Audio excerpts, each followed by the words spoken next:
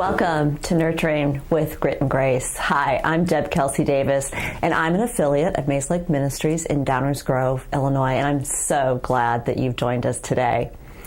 You know, I'm a caregiver, first and foremost, and I've been a caregiver for virtually the past 10 to 12 years of my life, and it has been a tremendously wonderful experience, a lot of joy and great privilege. However, I've got to share with you, and you probably know this yourselves, it can become emotionally, physically, and spiritually draining. That is the nature of caring for someone else. Now, today we're going to talk a little bit about the 6 musts to maintaining your serenity. And I want to emphasize that in all of my experience as a caregiver, it is through my faith that I've been able not only to survive, but to thrive through this whole entire caregiving process. So I invite you now to join me, to join us as we navigate this journey together. So, as we talk about serenity, I'm going to start with a question for you. Are you like I was and still am, juggling a lot of things in your life? You know, we all wear different hats. We all have so many different roles beyond that of being a caregiver. Wife, mother, son, husband. So many of us fulfill this role while we're doing many other things with our life. And it's easy to lose ourselves when we're in the midst of caregiving, whether you're caring for a parent, a spouse, a sibling, or a child. One of the things that I've encountered in my own caregiving experience is that I lose me. I forget who I am because I'm so busy caring for that individual. So my serenity, as a result, gets lost in what I call the mess or the chaos of juggling my life while I'm caregiving. Another component that really disrupts my serenity is the control factor. If you're like me, or maybe you're not, you would be blessed to not have that nature of controlling. The first thing I do when I get into a situation where my world does feel chaotic is I look to try and control that situation. However, I find that that is the one thing that will send me down the path of hurt, sadness, and just simply becoming depressed. I find that at those moments in my life when I was caregiving and when I found myself trying to control situations that I really couldn't, my own priority, my own health, my own being was placed very, very low on the priority list. So what can we do? What can we do? How do we maintain our serenity during this time in our life when we're fulfilling this role of as a caregiver? Well, let me start out. The first thing is time for you. Make time for you. And I know if you're like me, you're probably sitting there thinking to yourself, oh sure, I've got so much time. I'm talking 2 minutes. Step away if you find yourself in a situation where you feel like you're just going to fall on the floor or you're just going to put your head in your hands. Step away, take a couple minutes and breathe. I've made a ritual when I was caring for my mother-in-law of actually stepping out and excusing myself to the bathroom. As silly as it may seem, I took myself to the bathroom and I simply prayed. I breathed and I prayed and I just got myself out of that situation for just a few minutes. Over time, you're going to find where you can take 15 minutes, 30 minutes to make that time for you. So that's a really important thing to think about. How can you make time for yourself? You know, another part of maintaining your serenity is also understanding your needs and prioritizing them. You know, I have so many things often on my plate. It's hard for me to figure out what I need to do first. Maybe you're like me. Have you ever found yourself in a situation where it just seems overwhelming? Well, I would ask you to think about prioritizing. Prioritize your needs. Prioritize everything on your to-do list, and then start with the ones that you need to get done first and move through those and accept that you're not going to maybe perhaps get through each and every one of those today. A third thing that I have found to be one of the toughest things to do to maintain your serenity is to accept help.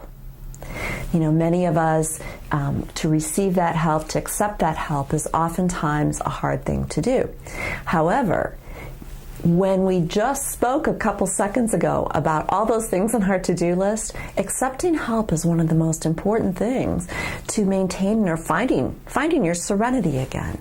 Making that space for yourself, but making that space as well for God to be a part of your life.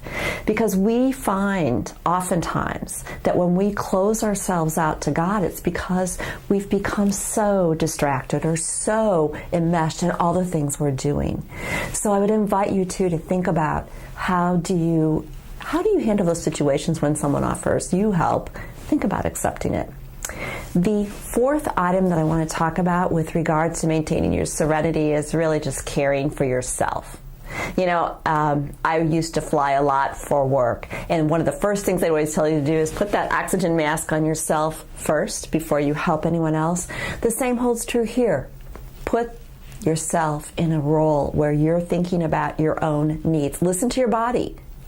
Listen to your soul. I don't know if your soul speaks to you. Mine does. And I think if we're really quiet sometimes, we find those quiet moments. We will find and we will hear those times where it's enough. We need to take some time for ourselves. We also need to take care of ourselves. And that could be very simple things like making sure you're keeping up with your doctor's appointments, making sure that you are eating 3 meals a day, that you are sleeping 8 hours a day. You know, those are the things that are really, really important to keep you in a place where you can also care for that other person. Because if you don't take care of yourself, you won't be any good to that person that you're caring for. The fifth item that I want to talk about with serenity is a sacred space, creating a sacred space. You can see here that I have a room where I've got things that mean something to me. And I would invite you to take those things that perhaps it's a family member's picture, perhaps it's a Bible, a book, a candle, it's incense, whatever kind of a space that you can create for yourself, doesn't need to be big, where you can go to either take that time out and also to pray and meditate, will be a very big step towards finding that place of serenity. And I'd also ask you to think about what time of day do you best, like to go to relax, or where you can make that time and space to go and do a little bit of prayer and meditation, and then really make that a ritual in your life. The sixth step to maintaining your serenity is having a sense of humor. And I can't tell you how many times my parents today and I laugh at each other. And some people say, well, you laugh to keep from crying, and that is true. However, I find that there's a lot to be joyful about, and there's a lot of humor in some of the maybe sad moments even, where you realize, the other day I was trying to reach for my dad's hand to help him, and his hands just don't work that well anymore. We missed each other's hands. Mine went flying. We ended up laughing at each other, and that really helped to just make the situation one where we could move through it without any regrets or anger or frustration.